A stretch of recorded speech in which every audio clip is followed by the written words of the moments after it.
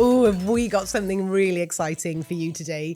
So you're actually going to hear from women who lead and sell, Aliya and I.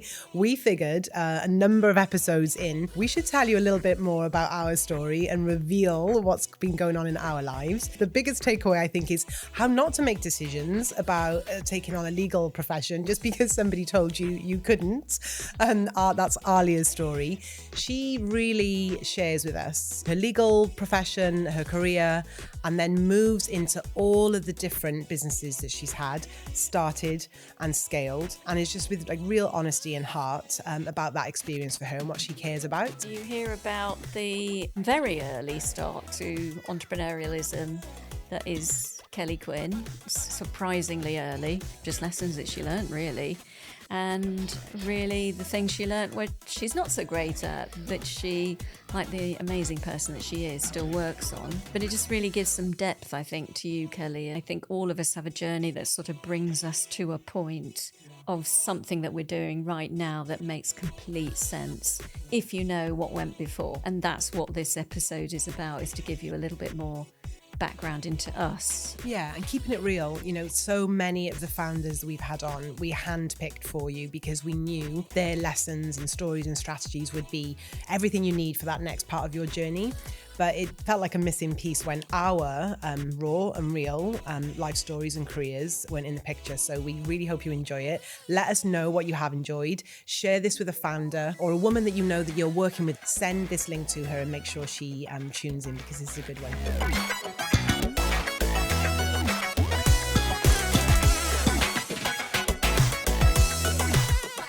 Interview you and then you're going to interview me. Yeah. So this is going to be interesting.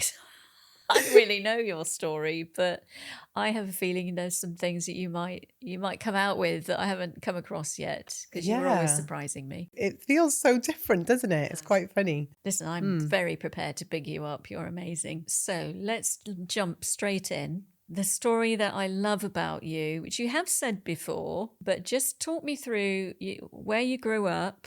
Mm-hmm. When was your first entrepreneurial experience and where did that lead you on to? I love that story. So I grew up in Cardiff, very humble upbringing, just myself and my mum. I wasn't that academic. I was very focused and smart, but I really didn't like classroom learning at all. And everything changed for me in terms of what's possible when I won a Lloyds Bank Enterprise Week at 14.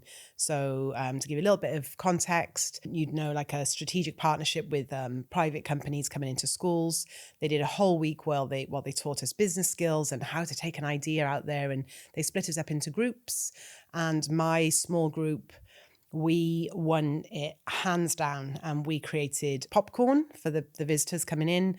We created a small printed newsletter that talked about all the different things and what you could buy on the day. And we also created these small pencil boxes, and it utilized all of our skills, and we won. And what we won was a black pleather portfolio with something South Glamorgan tech on it, with a nice fancy pad inside and a pen, that I immediately walked around feeling like I was all grown up and I had like something, I don't know, I just felt really important, and it genuinely changed for me.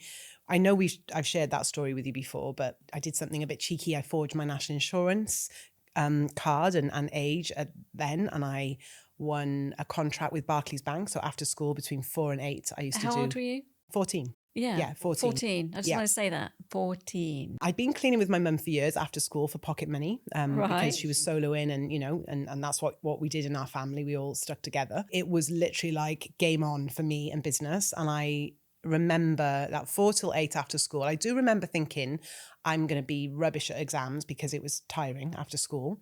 And I would get the bus and stuff to a big Barclays Bank. It was a head office in Cardiff. They still smoked in offices then. And I remember I would chat to all the different kind of, I suppose they were team leaders or department heads. They would be working late, and I would hang around and clean the ashtrays out really thoroughly, not just like dab them out, but really wipe them out. And they loved it. They loved that there's this clean ashtray, and I loved talking to them. It definitely changed my trajectory. I did do okay in GCSEs. I didn't do amazingly well, but I got all my ones to pass. I went on to do A-levels. struggled from the very beginning with A-levels. Very, very punishing. Lots of kind of mental health crises that first year of A-levels until I started bunking off and doing cleaning and waitressing throughout the day, but fibbed to my mum. Said I was in college, but I wasn't. Then the college called it and I stopped and I went on to do a GMVQ in business and finance, and I had distinctions the whole way, but it was a vocational course. Everything was, you go out in industry, you work, you come back, you do the assignments, and I just excelled. And from there, I had my first role with Legal & General, and then Halifax, all cold calling and retention campaigns after college. If you're listening to this podcast, you're interested in hearing other people talk about the questions you want to ask about growing your business, and we have the space for you. We have something for you in that regard. Kelly? Yeah, we've set up something called the Future Room that's filled with female founders who are asking the same questions as you. It's a safe, non-judgmental space where we can really just like talk about what's going on for us in good company with women who want to grow. So come along and join us. It's on LinkedIn. Before you get into that, because there's something that you touch on, and I really want to know this, drill down on this a bit. You're 14, right? You're working from 4 until 8 after school doing cleaning. It's hard enough to get any 14-year-old to do chores, right? But you were effectively doing chores. Now, admittedly, you were being paid for it. Yeah. What drove you to do that, though? Because that's Nike not Air trainers. usual.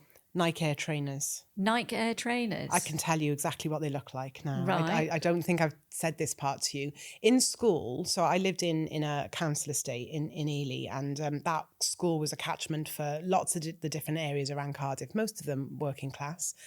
But different demographics and different incomes, and people had, gorgeous trainers and lovely fancy coats and nice satchels, and I didn't. And my mum particularly was very stubborn and staunch about, it doesn't really matter, get to school. She was a shoes. She just get on with it, don't moan about it. But school was really difficult when you didn't look the right way and didn't have those things. So I was bullied by older girls, a couple of years older, but I would say the pain from school really came from lessons and not being able to kind of get why everything was academic. I'm like, let's just go out and, learn things. The ridicule, definitely. And the Nike Air Max trainer, it was a torment that I didn't have things that you felt good in. And because I had worked for years, from way earlier than like 10, I was cleaning in offices with my mum. She worked a full-time job in the day and she had 3 cleaning jobs after work. So I was used to doing that. And I loved having the money on a Friday. And as long as you saved that up, you could, have a few key pieces and kind of be away okay. With stuff. Yeah. Did you ever get the Nike Air trainers? Yeah. Oh my, yeah, I really did. What difference did they make? With the swoosh and everything? I had those all kind of at the same time. I had something called a Cabrini coat, which was from JD Sports. And I thought I just was chocolate. I just thought I was so good. A few of us had different things.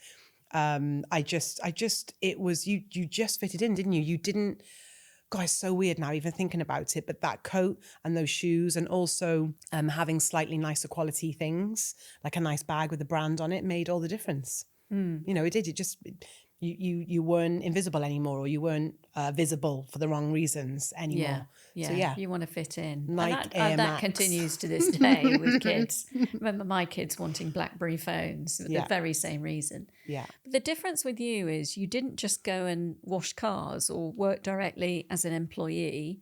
You did actually create a business. You said that you negotiated a contract with Barclays to say, I'll clean your offices.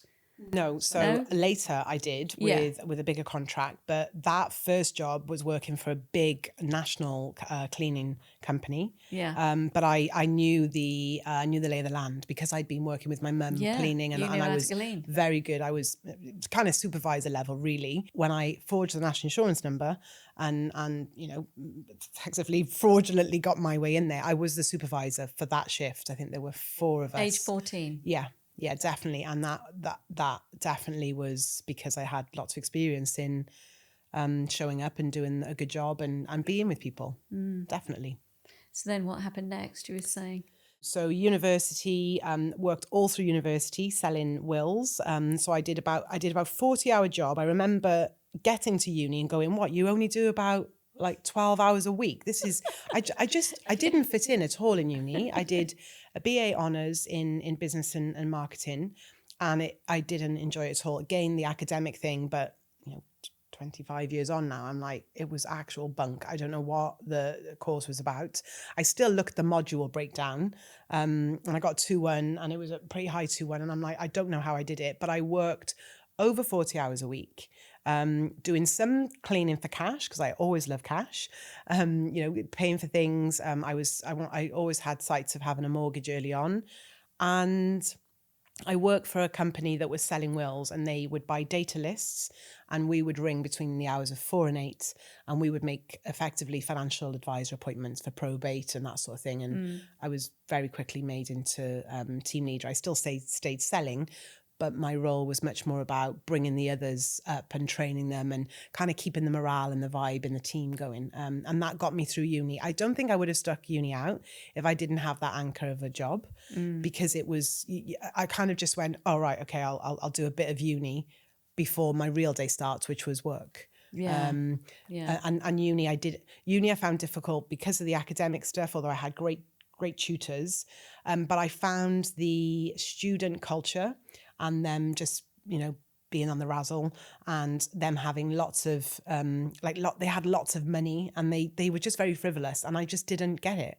I was working and I had a lot of responsibility. It sounds like you grew up very quickly, but rightly or wrongly, you obviously got some value from it. What do you think you learned in terms of business that you to this day still utilise? The basics of cleaning an office, there is a need there.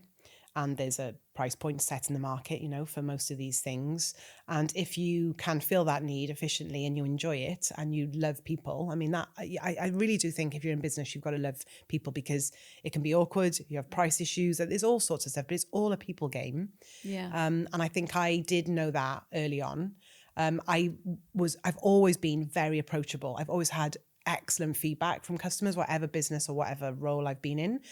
It's just this like pouring out of a two-way dialogue. So I've always been able to build a business because I was approachable and I would listen. And then when you're listening, you can just adapt that into other products, or certainly fix any complaints or whatever. I did cleaning for a long time. I won Bowlplex, these big Bowlplex sites. I won those, and I didn't ever get past having a small team. Like that was kind of like my cap. I liked having the intimacy and the care, but always done really well and always outstanding compared to another supplier. So, I remember that was why it seemed so not easy, but you keep contracts when you're doing a good job and people don't feel like they can't complain if there's an issue. So you add value. Yeah. So you learn also about marketing yourself, about demonstrating to us like a B2B company, basically. You're a B2B company. Yeah. Like, you can trust me because how did you do that? Like, what did you learn about that part of the whole? Gosh, I've never thought about it like that. It's taking responsibility, isn't it? And so if we were on holiday or on a day trip or something, or if you're just having afternoon tea, if you say to the waitress, the bread's not very fresh, or the coffee was cold, anything, you're really just asking them to engage with you to resolve it. You want to carry on your afternoon. The way that waitress deals with you, or waiter deals with you, really can define everything. So that's what I've learned, is really how to receive that feedback, or that information. That's when you ask it that way, I just go, well, and be okay about it, and resolve it, actually fix the thing. That it sounds quite simple now I'm saying it, but fix the thing and then carry on. Be responsive. But how many times have we all been places where for some reason, and even I'm thinking about a flight for some reason right now, that you just get, well, no, that's it. That's what you've got, because the delivery is off, or there's not enough customer care. So, There's like a missed opportunity there, isn't there? Yeah. So what happened next? So I went into jobs after uni, so all financial services. That was basically because that had been my work experience. And, you come out of uni and you get this dreaded, you'll never get a job. I had loads of job offers, and I did apply myself to lots of different roles.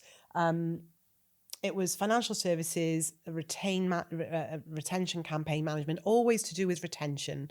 I work for a small private equity bank called Julian Hodge Bank in Cardiff. And I kind of learned my basics, like, oh, well, you went to university and now we're just going to chuck all that out and it's get on with it. So more cold calling, more of learning those skills, really matching. What do you mean by retention? Sorry. Yeah, so retaining customers. So you know when a Okay. customer has, so if you think about your mobile phone, every 2 years that's going to be up. So working on campaigns that would activate retention. Right. That was usually Right. what I would end up being placed on. But with Julian Hodge or cards, with card services, credit cards, the inbound where they're like, oh, I'm going to go to another. So we would work with them to find a solution to keep them. So that's the type of work. With Julian Hodge, I work specifically with their equity release.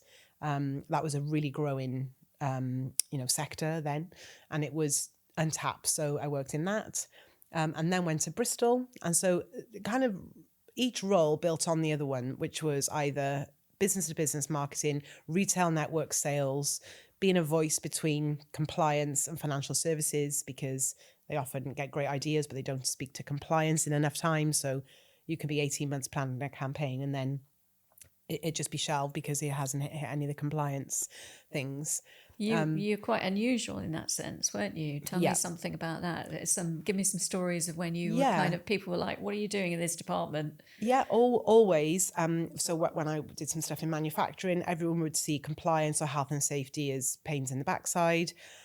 They were sometimes, very typically men, health and safety, rules, compliance. But I just always saw them as kind of like guardians of what we were doing. And I did like speaking to grumps, I had a bit of a way with people like that. And I don't know how I knew that, but I knew to have them be heard. They would basically share everything rather than being a bit antsy and awkward and not speaking to our marketing and development teams. They would speak to me and they would, show their cards and say what was needed. Like, so give us, like, reverse engineer it all and give us what we needed to tick off for them to give the green light each way. Well, number one, you made friends and you got things passed, which looked really good for you. Like for me in my career, it looked like I was getting everything done. I was just listening to people and having everybody's concerns covered.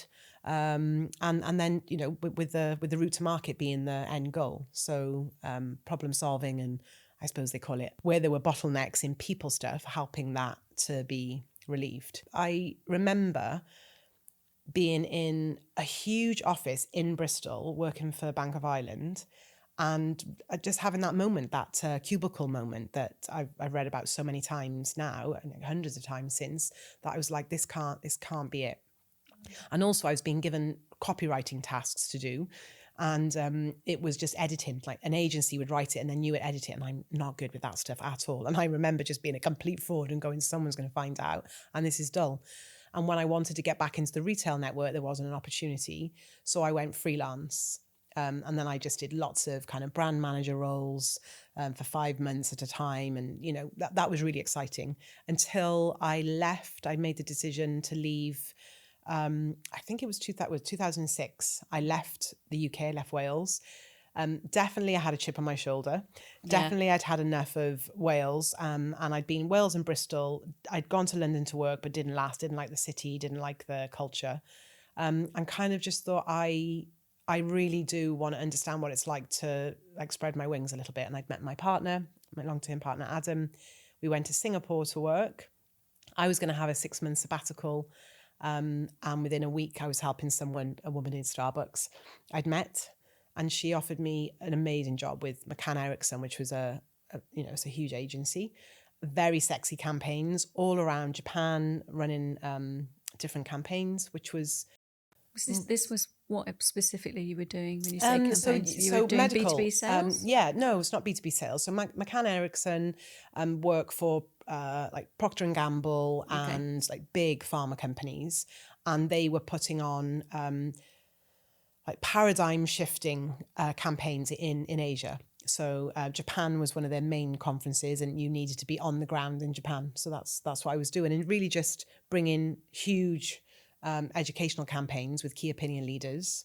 Did that in that country. And I did that for a year flat. And then I had like a wake up call to just go, I've been away from the UK. I'm doing really well. Wherever I go, things work out. I don't think I realized that I didn't know anything about feminism. And the woman that I'd been working with in Singapore really taught me about feminism. I'd not, like, that certainly wasn't my upbringing. I just kind of roughed it and got on with it. But I did realize that, I have some real gifts. And then I had an idea to go to Australia. It wasn't founded in anything strategic. It was, the Gold Coast looks really good. I know, I'll work hard in the day, make my millions, and then I'll do volleyball at night. That was literally the dream. And I left my partner in Singapore. I went and set up a business in Australia. And that was kind of, I think that's when my learning journey really started, because, it was taking everything that I'd learned in all these other jobs and putting it together. Yourself?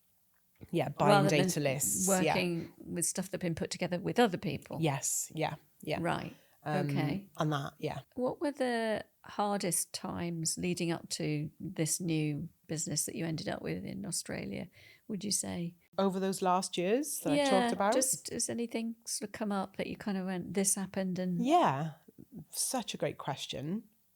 I would say the hardest thing is knowing things can be done differently, better, more productive, more efficient, but it not being something that you can make, like build a widget, sell it, but something that involves change in people, change in culture, change in transformation. And you feel it and you can see it and you're being it yourself and people notice and of course you get results. But then when you try to articulate that into some kind of campaign or change process, the hitting resistance has been something that has kept me back. Like I can see now that I've built on it and built on it and built on it, but it's like this wave of resistance. And some of that is my stuff, like understanding how to communicate what I can see and how things can be better. But I think some of it was the timing as well. Like, before COVID, we wouldn't have been so empathetic with one another. Post-COVID, and still we are way more empathetic. Like nobody would have been able to teach that. No. We had brilliant authors and brilliant schools of thinking around the world, but people didn't really wake up. But now we are much more inclined, most of us were much more inclined to be more compassionate and think about one another. So the biggest difficulty for me has been communicating what I can see and having that be embedded into solid action.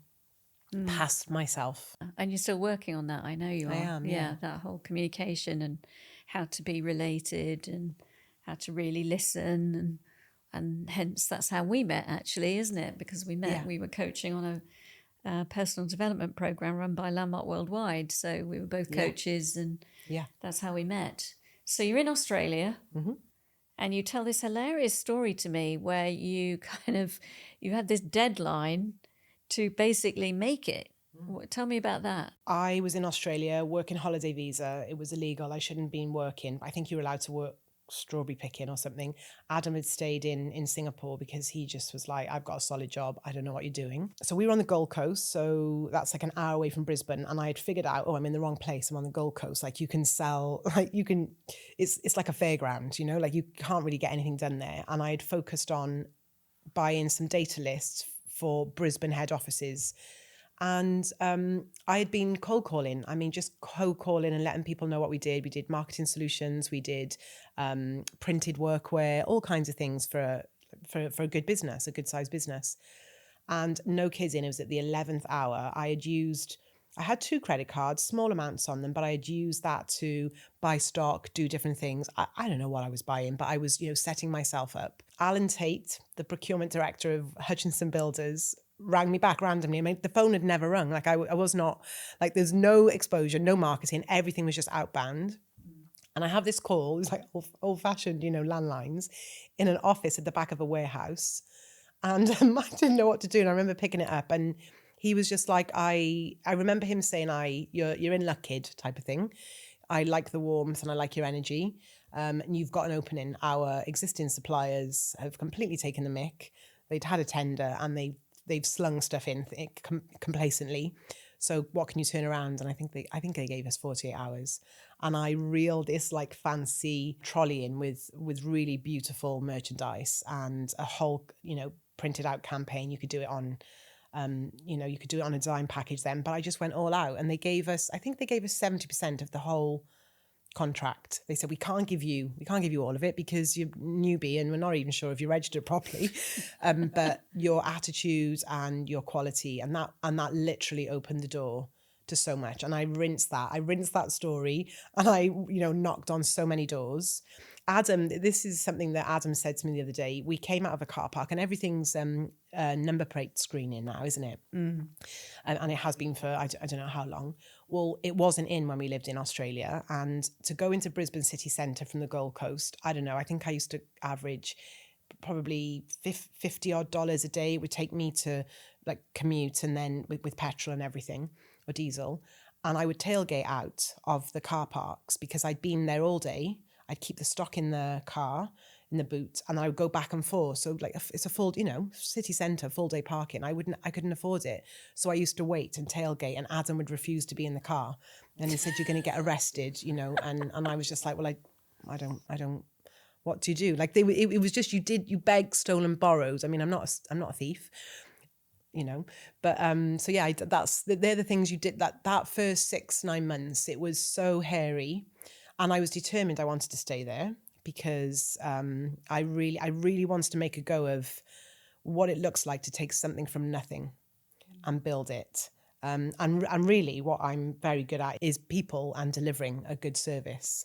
So it was a good test. And we did really well. Those first 3 years were very difficult. It was pre-GFC. So GFC. Yeah, what do you mean by GFC? Global financial crisis Right, happened. Okay. So I had a team. I had one creative director. I paid them more than me. I had a brilliant sales support who did all the internal work, and I was just out selling and promoting and talking to people and advising them and just going to the opening of an envelope, basically. But we built that, and it hit just under 7 figures, and then the GFC hit, and all of that budget, all the planned budget just went. I mean, it literally went overnight within, a couple of days. So, some hard decisions, kind of stripped my salary out, took the sales support down to a lower salary, and the creative director, who was a massive asset to the business, had to go as well. And then we just sort of sailed through that just by servicing and lots of care and just doing bread and butter work until we traded out of that. And then we, hit that back up to the 7 figures and beyond. Amazing. So you did it twice. Yeah. And it was really good in terms of teaching. I mean, it's one of those businesses, saturated market and like so many, and it was care and the customer service and the listening, and also there was a real culture with that business. There was a lot of love. We understood marketing directors and marketing managers, so we put on events that they loved, and they were educational and value adding as well as promoting us. So there were many things that I got right about that. But we did so well for being an unknown. Yeah, you're in another country where you don't have a network or anything. Yeah. It's amazing. And what I really get is your love of sales, which is unusual. Why do you love sales? Where's that from? You have a freedom around it, I think, that most people do not have. Yeah, if I think about sales, I get the EBGBs. I'm like, oh no, like it's just, I overcomplicate it. When I'm with people and when there's a job to be done, when there isn't anything involved, or maybe when the pressure's turned up, I don't know. It just feels like, I don't know, like doing the dishes. It's just like, get on with it. When I think about cold calling, when it's a strategic campaign, a focus with nothing else going on, there's nothing quite like that buzz of even just people who say no or they're a bit rude or whatever. It just feels electric to me. It's like somebody said to me it was an energy coach in Australia said to me, you're so comfortable with cold, like you just open things up. And I was like, oh yeah, I probably do. And you talked about Landmark Worldwide. I loved the introductions. I loved knocking on doors and saying, this is the thing that we're doing. It's really great. Do you want to come? And they're like, weird, no. Okay, move on, next. Like there was nothing kind of sticks until I start overcomplicating things. Like I said, if I think too much about it, try and get widgets right or whatever, then I just, it goes awry. Where else do you see that you're not so great? And are you forgiving of yourself for that? Where else am I not so great? And I don't know if I want to be forgiven about it. I would say I don't know what systems to set up, or it's hard for me to know what systems to set up to monitor and measure a business. That feels like, oh, my stomach goes. When we've spoken to podcast guests, and I've been asking about it more often now, is there an off-the-shelf, really good, no kidding, all bells and because I love monitoring, measuring. Like it's a proper like licky turn on. You know, I'm like, oh my God, I love that, because you are so in control then. If you're not very good in one area of the business, it's going to show up in those figures. Yeah. Like it's going to show up. But it allows you to have that step-by-step increase in training or performance. I'm not good at putting that in and setting it up at all. And I've always had to, buy. And I think it's a danger when it's not in. Well, it's not, I think. It's a danger when it's not in. So I'm not good at that. And I would say the other thing that I think I can see is that thing of sticking to something when I have that wave of resistance. Yeah. Like, I think there may be something in there, like just doing it on my own, like toughening it out and doing it on my own, which is, obviously with the podcast and Women Who Lead and Sell, we need to learn how to get to that next level and allow people in. That kind of freedom to, like it's just like break through the ceiling of our own thinking.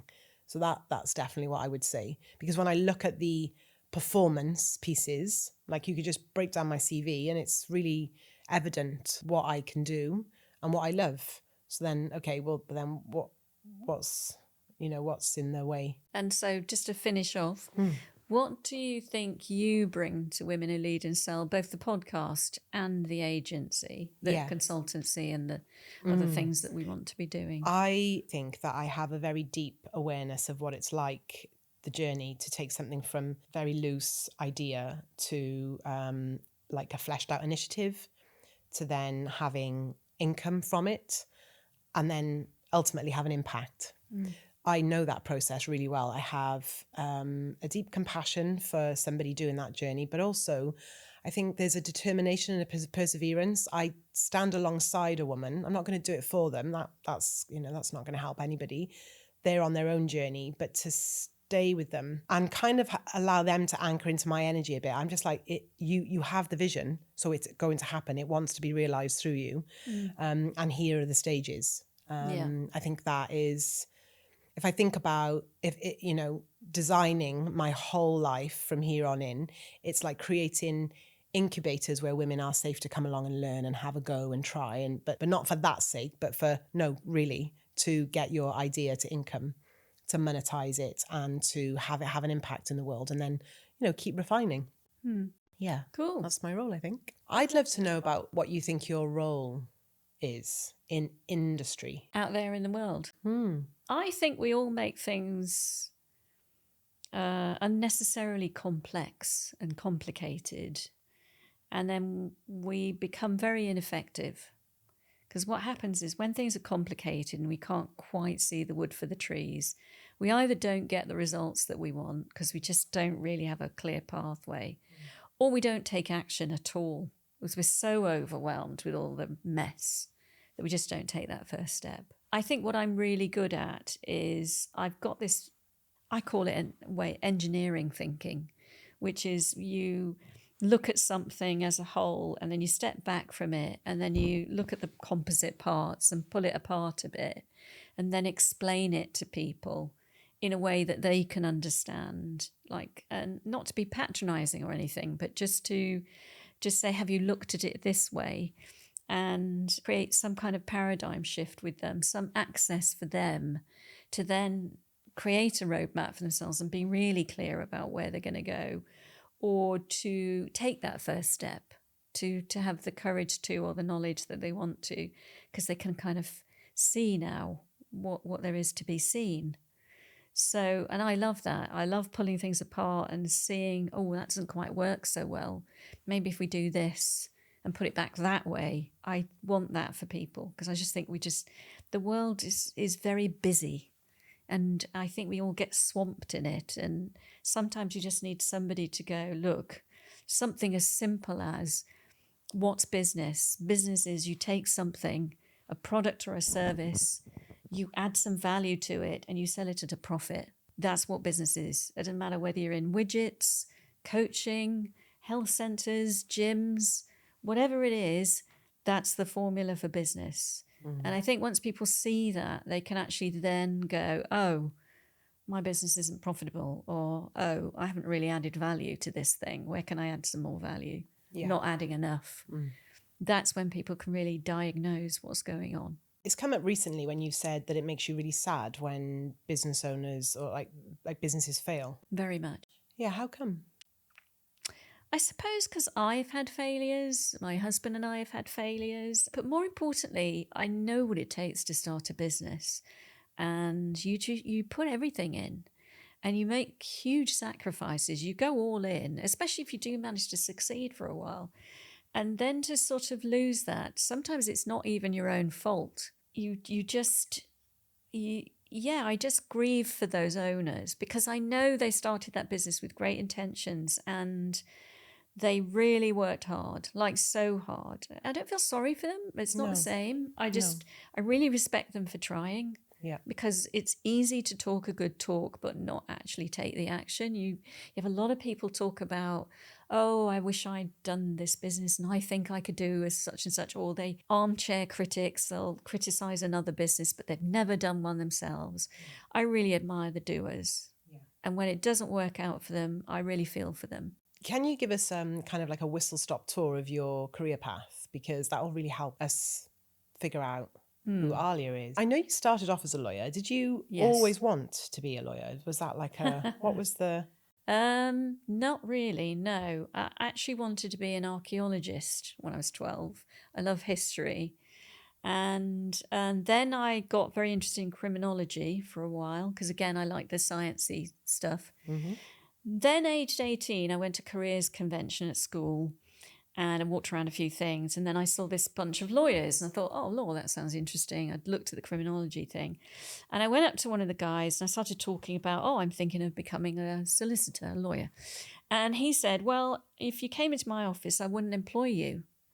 And I was like, oh, why? And at this point, I was like, I think I was head girl or, I was like academically very bright. And I'd never been told no that way. And so I said, well, why? And he said, well, you're a woman, you might have a family, you want to have a family, and, we can't deal with that. And it was literally a red rag to a bull. In that moment, I decided nobody tells me I can't do something. So I probably not the best basis on which to go and choose a career. Just out of bloody mindedness, I went and phoned to my parents and I said, okay, I want to be a lawyer. And I did do that, qualified as a solicitor. It takes quite a few years. You do a 3-year degree, and then I had to do 2 years articles of association and a year of postgrad. So, it was a long time. It was a big investment for my parents. And I started off in wills and probate. Absolutely hated it. I think the only exciting thing was I did a will of a very famous motorcyclist. That was the only high point of that career. And I soon discovered... Did you know when you were in it? Did you know that this is off? Or... I think when I was studying my law degree, I found elements of it so tedious. I really, how I got my law degree, I don't know, because if I could get away with a minimum amount of revision, I would. The only areas that I particularly enjoyed were the ones that required intellectual thought, not cramming your head with a load of stuff and memorizing it. So can you give us an example? Commercial agreements, commercial drafting. You have to think about, what am I trying to communicate in this agreement? And you have precedents to follow, but you've still got to make sure that agreement stacks up. And then litigation was another one where you've got to put together a case that makes sense and articulates. It was the things around communication and explaining and being able to demonstrate a case for something. So I really enjoyed that.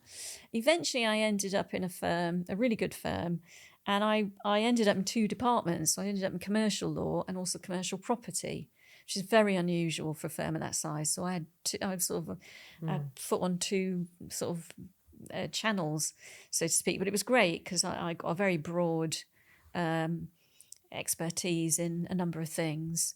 And one of the things I learned at that time, which was quite interesting, was I formed a Panamanian company. It was the time when the Panamanian companies, remember the Panama Papers? Yeah. So this was when Panama companies were being formed. And I remember forming a Panamanian company for a client, and I had to literally go away and try and figure it out for myself. And someone came up to me a little while later and said, "Oh, I understand you're the expert on Panamanian companies in the firm." And what I learned from that was, wow, it's really easy to become an expert in something if it's really, really niche. So I learned that lesson very quickly. What I also learned was when I would get the clients on the phone, they were mainly all commercial clients, I was more interested in talking with their business and how they structured it and what they were doing and how it all worked and fitted together than I was in giving them legal advice. And I soon realized that actually I'm a sort of frustrated business person. And I took a year off. I went to Italy for a year, to the great shock of my partner, because what I saw was this escalator of associate lawyer and partner and junior partner and senior partner and then death. And I thought, is this all there is? So I took a year off. I started my first business when I got back, which was importing marble from Italy. It was a terrible failure. Then I sort of locumed a bit for a while as a lawyer because I didn't know what to do. Then I met my husband, and he really was an entrepreneur, what we would call an entrepreneur. He taught me so much about business and entrepreneurialism and funding and how to talk to banks and how they're not your friend. You have to treat it as a business relationship. They're not doing you any favors. I learned an awful lot from him. And we started our first business together, which was healthcare business. And in 18 months, we built a group of 19 nursing and care homes. I don't know how we did that. I had had a baby and we were running up and down the country doing about 3,000 miles a week with a baby in the back who, luckily, she was pretty placid, and putting that all together. But the way we did it was very strategic. And it was one of the early lessons of put together two people with deep experience into a very narrow field and then strategically look at this is what we need to engineer to put this together. And we did do that. But then we also learned a big lesson around profit, i.e. that if you front end load a big infrastructure, which is what we had, like a central office, you've got to build that company up pretty quickly to pay for that central office. So we learnt a hard lesson there. And then we had a variety of different businesses, hotel, a big branded hotel. We had real estate projects. We had, and my legal expertise always came in handy. So I always acted as the in-house lawyer, but I was always at a strategic level, C-suite, like talking about where are we going, what we're doing, what works, what doesn't work. And you become very uncompromising, I think. You start to have your don't do's and you won't do's and won't touch that. And then finally, we had a bit of in 2008, we got hit rather hard with the financial crisis and we had to sort of really regroup and lost a lot of money and had to sort of really build ourselves back up again. And I decided I wanted to do a project on my own. I decided that I wanted to prove that I could do something. And so I got together with a partner, a female partner, great person, and we decided to open a chiropractic centre. I'd never done anything like this before, but what I did bring to that was my engineering thinking, and I'm a great believer in going out and finding a solution that somebody else has proven and then just take that and apply it to what you're doing. And one of the things I learned about was marketing, that you feed a business with your marketing. So what I mean by that is a business needs clients, it needs sales, it needs customers. And the marketing part of your thing is the engine of that. And I think people get very confused about sales and marketing because it's talked about like that, sales and marketing. Yeah. And I always say, actually, it should be the other way around. Really, it's marketing and then sales comes at the end. Like there's a little bit here, that's the transaction. But it's the marketing that feeds this bit here. And if you're not doing enough of this, you definitely won't get enough of this. And you can engineer this bit so there's enough, so that you can almost turn it on and off. And we were very accurate. Like I think our cash flows, we talked about achieving a revenue of 250,000. I think we did 218 in our first year. Yeah. Because we engineered, before we even opened our doors at the chiropractic centre, we had customers. And how did you know those those figures? How did you know that? Because, Well- I can hear all of your different experiences and also your view, but like that's accurate forecasting. How did you know that? Specific. Yeah. Well, luckily, this form of marketing that we used, outreach marketing, which is called, based on the back of these things called spinal screenings. So you go out into the community and you do these screenings. And it was based on some stats that we had collected delivering that service to another company. So we had lots and lots of stats. And I think even without those stats, we could have worked it out. We'd done this marketing. I'd done this marketing with Sherry. And had done it a long I time, just realised I just kind of scooped over that really quickly, and let's Yeah. just like touch on that because Yes. outreach marketing, so it's a whole school of thinking Yes. around, and it's very specific. And so for anyone listening, I think what's important is those spinal assessments that you see them in shopping centres or maybe in big Tesco's and stuff like that, any shopping centres for those overseas listeners. Somebody will come up to you and say, would you like to have an assessment? And usually for free, right? Yes. Free or low cost. And then you have an assessment with a practitioner. And then from there, that's an introduction to the business, maybe have a voucher or come in and redeem and have some sessions. I think I skirted over it, so I apologise for that, because that's because I know of that type of attraction marketing, outreach marketing. But of course, every business needs that type of activation. Certainly. You call it activation, don't you? I call it activation, yeah, because there's Aliya and I always talk about if you have if Aliya was the cupcake maker and they were beautiful cupcakes and she created the brand and the shop and everything, I would be the person to check in and go, hi Aliya, give me the tray of today's star cupcake and tell me what the price is and what the offers are. And I would go out into the streets and I would find people and break little chunks up and give them and say, go see Aliya and go and have an experience with Aliya, and I would be activating that product from the shelf, basically. Yeah. And I think that's when that's just to fill the world of that in for those who are listening, not to just step over it. Sorry about that. No, not at all. And I love that kind of marketing, because I think if you're an owner and if you can figure out a way to do that for your particular business, you just feel more in control. I think a lot of businesses rely way too much on passively waiting for people to come towards you. You maybe even advertise, but sometimes you need to reach out into the community a bit more. And Sherry and I became experts probably really in the UK. I think we're two of the few people that are experts in that type of marketing for chiropractors. It's very specific. And it allowed us to know that more or less we're going to get this many people on a day. So if we want that many to go through, and then we worked out what we thought might be the conversion rates, and then we would work backwards and go, right, we need this much revenue in a month, therefore we need to do this many marketing days. And anybody can do that, but many people don't do that, largely because they don't really know where they're going. I think many businesses are built iteratively. Yes. And there's nothing wrong with that, to start with a purpose and then sell it to somebody and then you get referred, and that's all great. But there does reach a point where you've got to really strategically put that all together if you want to scale up. Yes. You can't rely on what's got you to where you are. You then do have to engineer it a bit. And that's what I love doing. I love looking at businesses and going, oh, this could be engineered a bit better. Yeah. Or how would I engineer this one? I talk about assembling businesses. Yes. And anybody can do that. Yeah. Well, anybody can do it. Well, technically, yeah, you've got to go out and Anybody find... can do you it, can. but you have can a go out and find particular the way that you info. look at businesses. So like of a recent client, they came in and they knew they wanted to streamline their suite of services, and they knew they wanted to not necessarily work less, but work smarter. I had one approach to take them through, but you were very clear on like the way you went was breaking down their offer and what they were doing and the time. You were just obsessed by it.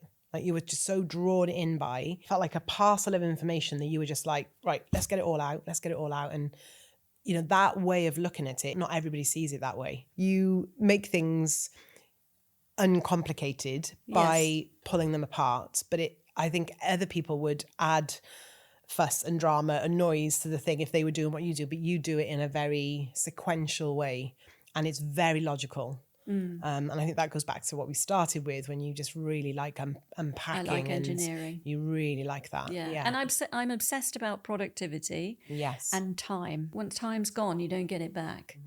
And I really value my time. I'm 64. Definitely value it at the moment. It's not like when I was 20. And I think that if I can help people to become more efficient and get the same results or even better results with their time, that thrills me to have them work really efficiently. And many, many female founders feel very overburdened with very little time. Yes. And I relish the thought of going in and going, okay, let's have a look at how you're spending your time. How can we make this business more efficient for you? How can we make it work better for you? Because I don't believe in people working 6-7 days a week. I'd much rather everybody works 4 days a week. I think that's much better for us all. So that's my obsession, is how do people use their time, and is it efficient? What can you see is ahead for you with Women Who Lead in Style? Like, what's the contribution you want to make to women? I love demystifying things, like you say, and simplifying things, and seeing the reaction of people go, oh, okay, yeah, I can do that. Giving them access to something by something I've said. It shocks me still sometimes when I say stuff and people go, oh, that's really brilliant, really, really helpful. I love dispensing knowledge and information that I've collated and found useful, and saying to people, do you like this? So this podcast is thrilling for me, because I go out and we both go out and we find people who we think, oh, they know something really interesting. I find that interesting. I'm sure other people will. So more of the same, really. Just more of that. Just more of that? Yeah. Okay. Thank you so much. Thank you.